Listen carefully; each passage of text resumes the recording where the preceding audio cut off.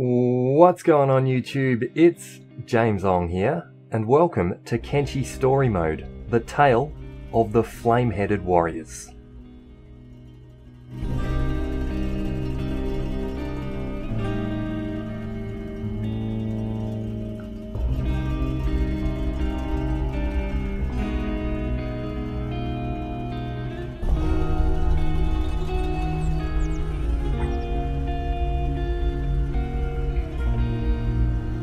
Alright, so how do you tell a story inside of a complex, unforgiving video game world when you're not really sure what you're doing? Well, you watch some YouTube tutorials, of course. 48 minutes later, and I am a Kenshi expert. The third strategy I'm going to cover is just to go ahead and start building your base where you want it. In this particular example, I'm actually in the fertile valley that is inside Holy Nation territory. I love this area for a start, especially for new players. I would highly encourage you to try this out. It's a very safe, calm start. A very safe, calm start. Okay, sure, let's try that. We do have a bit of walking to do here, but that can't be too hard, right? Dodge around a few bandits, easy as you like. I wonder if our guys can fight at all yet. Well, apparently not. Oh, Dragon Butter's leg is just wrecked. It is just completely... Oh, come on, Kenny. No, Kenny. Get up. Oh, man, Baby is a beast. He's a beast. Come on, Baby. Oh, he's not going to do it against three of them. We've got this little animal helping us out. Nah. Oh, come on. No. Oh, Baby. Get up! I'm sorry. Alright, so let's do this properly. Dodge the bandits and run, run, run. All this exercise, it's gotta be good for the boys, right? And the Kenshi landscapes, damn, they are really, really super beautiful. I'm just loving exploring this world. I feel like there's hours and hours of gameplay just right here, just in exploring and looking at all of these really, really lovely landscapes. I love video game worlds, I really do.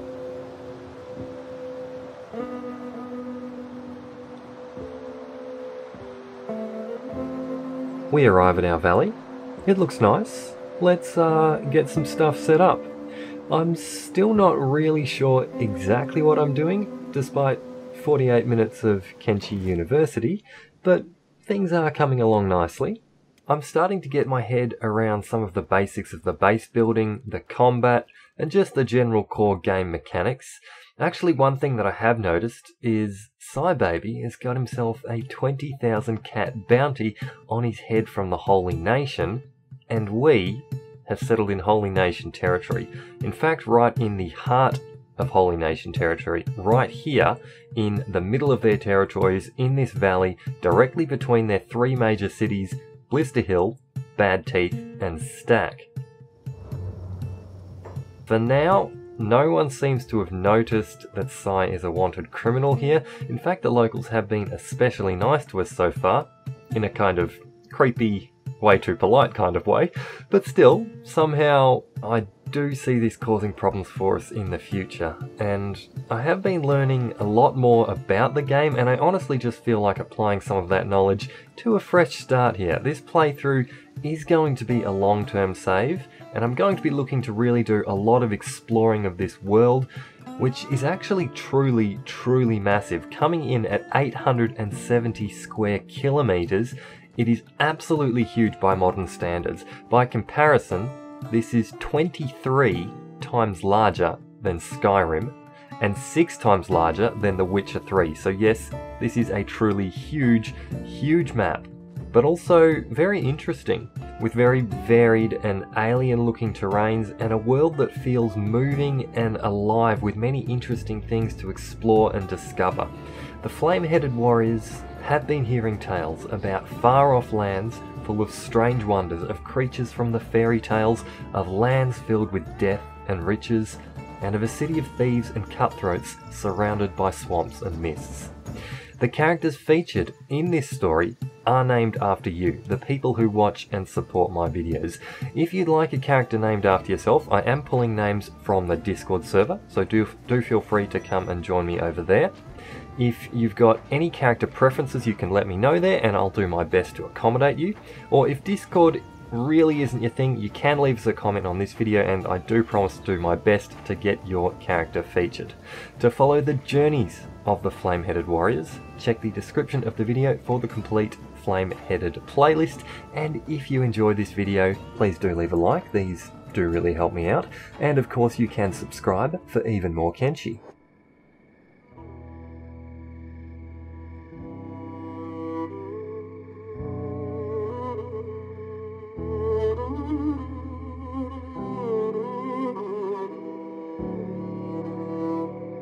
So let's take a step back here and first meet our characters. This is of course the tale of the Flame-Headed, and that is a story about 6 people brought together by the flame and its desire to burn, to consume, and to spread.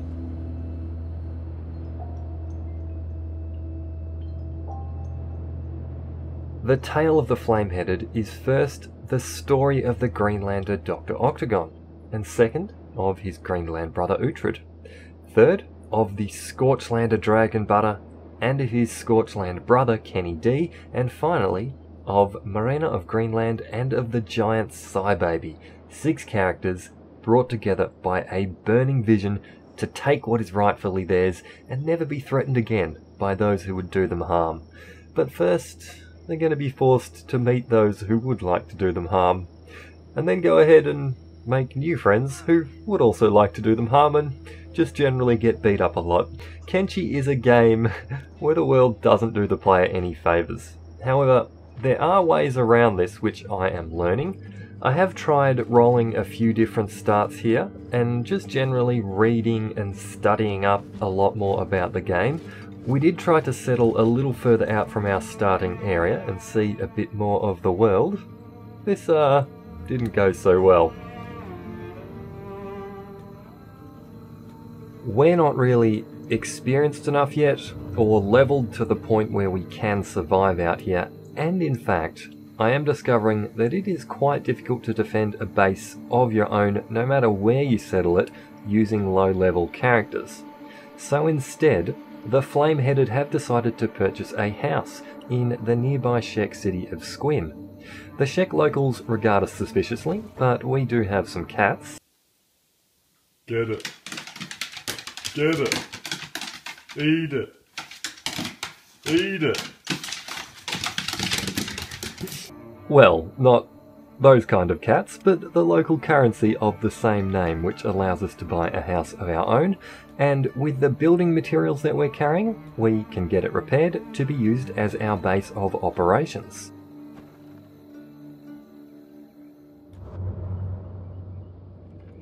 Okay, and here we are, outside of our house in Squin, in the city of Squin. This is quite a nice little building here as well. In fact, not so much a little building, but in fact a larger building, which is kind of cool. Let's actually send Marina up onto the roof. I have been noticing some weird things with... Yeah, see, why does the roof do this? I do not understand why. Is this a bug? Does anyone know? I'm not sure. For some reason, when I send a character to the roof, I can't see the roof.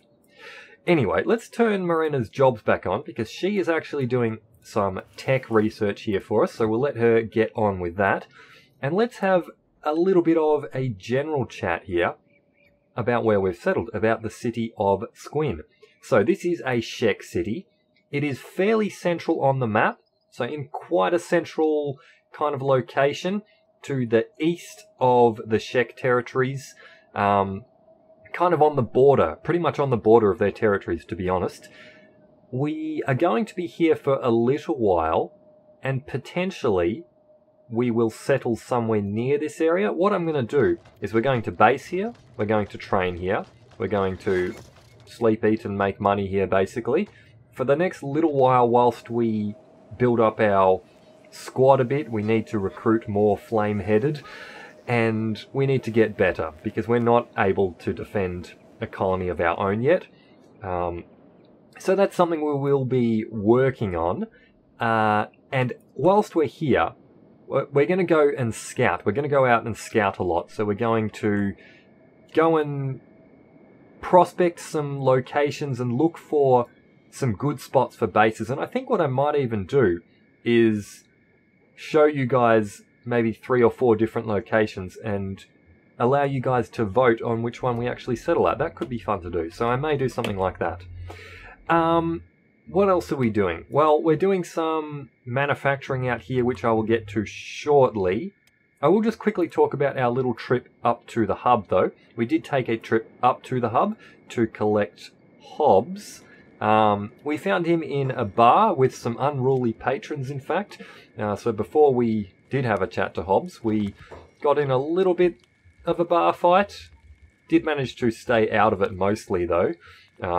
Tried to definitely stay out of trouble there because we're not really able to handle trouble yet. So we let the bar muscle take care of what was going on there. And actually, kind of usefully for us, we were able to loot some gear from the bar thugs, which was good. The gear appears to be quite a bit better than the stuff we would be getting off of starving bandits and stuff, which is the low-level bandits. So, could be useful for us. And of course we did pick up Hobbs, who is kind of a weird guy. He's got some sort of weird story about, what was it, a wailing banshee or something that a few hours later he'd totally forgotten about. So he's a bit of a strange dude, but he wanted to join us absolutely for free, which we've agreed to on some conditions. Hobbs has to go to a plastic surgeon in order to be integrated into the flame, and he's going to be turned into Hobbs the dwarf. So we're going to put him under the knife a bit and make a few adjustments here and there. Of course, get him flame hair, which is a requirement, and shrink him a bit, because you can't just, there's no free rides here. You don't just come in for free. So yeah, we'll be doing that to Hobbs shortly.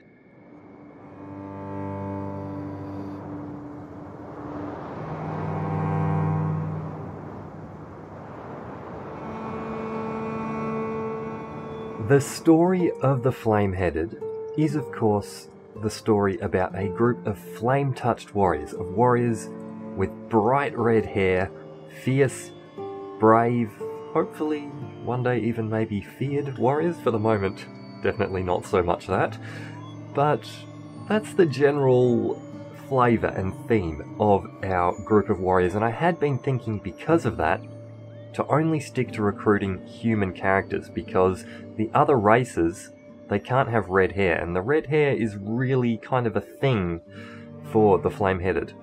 However, we did walk into a little shop in Squin here and strike up a conversation with a Shek local who wanted to join the Flame-Headed, and absolutely for free again as well. Now, this is something that I ummed and ahed about, but eventually actually did accept. The Shek are absolutely super cool. I really like the look of this race, and actually having seen a lot of them and stuff, I was kind of thinking, it would actually be kind of cool to recruit these guys, because they have like these horns and stuff. They look super friggin' badass. I really like them.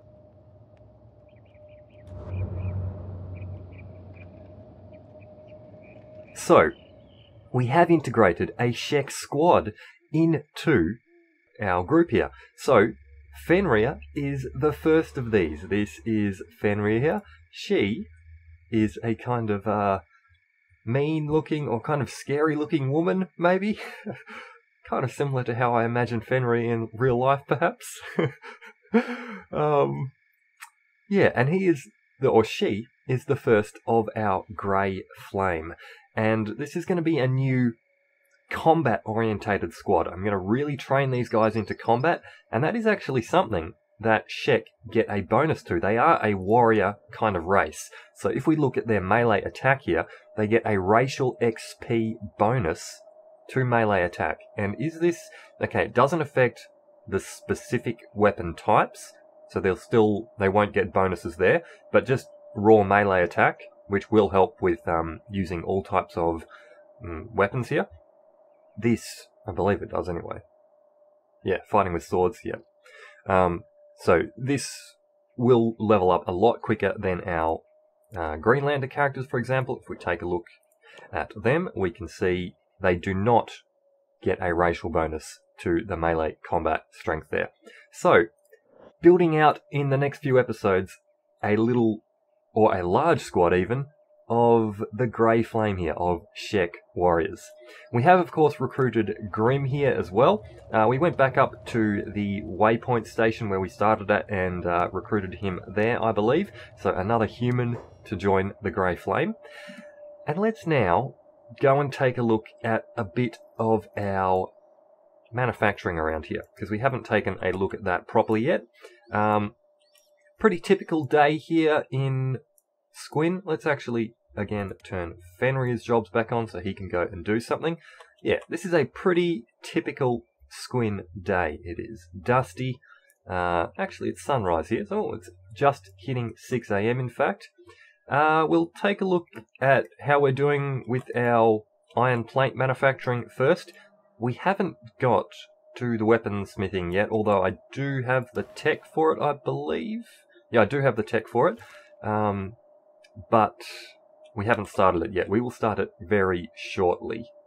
At the moment, we're manufacturing some iron plates. I have just sold a few, and we have 6 grand in the bank now. But yeah, we're continuing to crank these out. We've got as many people working on this machine as we can. We've got more than enough people doing some iron ore stuff here. The copper, we're not currently working. I may actually put someone on that, but we'll look at that balance in a sec. Over here, we are doing some farming.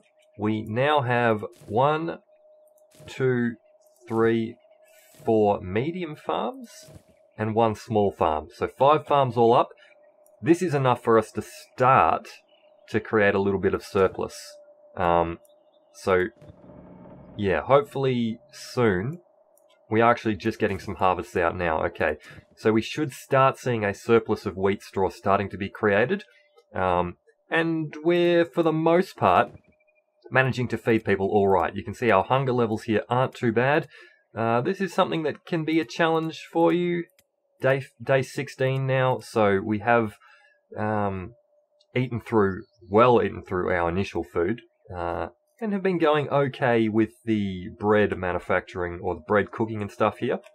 Pretty soon, I'm going to send Dr. Octagon and Uhtred up to Stack. We're going to go back to visit Stack, the Holy Nation city, and recruit some more flame-headed. So I might spend another half day or something getting a bit more money, and then we'll head up there and recruit a few more characters.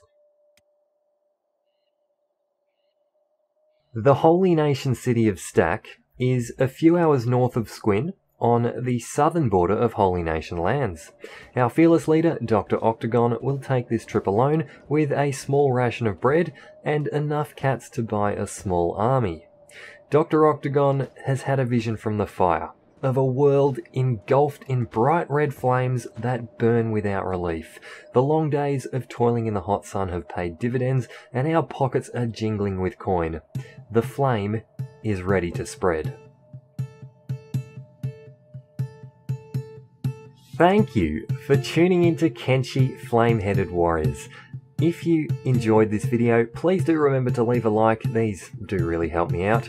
Check the description of the video for the complete series playlist, and if you'd like to see more Kenshi, you can of course subscribe. On the next episode of Kenshi Flame-Headed Warriors, our fire-headed chief runs away from all the bandits as he makes his way to the holy city of Stack. The grey flame sparks and splutters as glowing embers become a roaring blaze, and arriving at his destination, Dr. Octagon fulfills the will of the fire as more mortals exchange earthly riches for an eternity of service to the blaze that warms, feeds, and burns any that venture too close. This and more, next time on Kenshi Flame-Headed Warriors.